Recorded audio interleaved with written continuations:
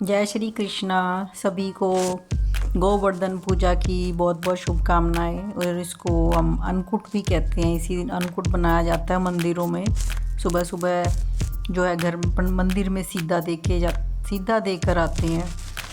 तो भगवान कृष्ण ने इसी दिन गोवर्धन पर्वत को अपनी उंगली पर उठाकर ब्रजवासियों को इंद्रदेव के प्रकोप से बचाया था और इंद्र का अहंकार चूर चूर किया था। इसीलिए इसको गोवर्धन पूजा महोत्सव के रूप में मनाया जाता है।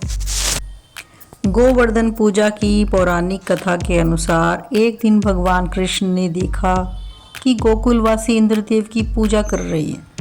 तब उन्होंने अपनी माँ से इसका कारण पूछा तो उन्होंने बताया कि इंद्रदेव वर्षा करते हैं जिससे हमारी फसलें उगती हैं।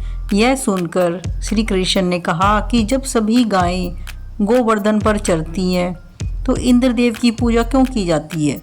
इसी वजह से सभी को इंद्र के बजाय गोवर्धन की पूजा करनी चाहिए। सभी ब्रजवासियों ने कृष्ण की बात मानकर इंद्र की जगह गोवर्धन पर्वत की पूजा शुरू कर दी। यह देखकर इंद्रदेव क्रोधित हो गए और ब्रजभूमि पर उन्होंने प्रलयकारी वर्षा शुरू कर दी। भारी बारिश के कारण सभी ब्रजवासी परेशान हो गए और श्री कृष्ण के पास पहुंचे। तब लोगों को और जानवरों को बारिश से बचाने के लिए भगवान श्री कृष्ण ने गोवर्धन पर्वत को अपनी छोटी उंगली पर उठा लिया और सभी ब्रजवासियों को गायों बछड़ों के साथ इसके नीचे शरण दी।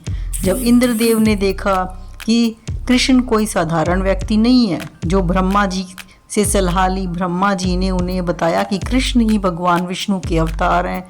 इंद्र को अपनी गलती का एहसास हुआ और उन्होंने भगवान कृष्ण से क्षमा मांगी।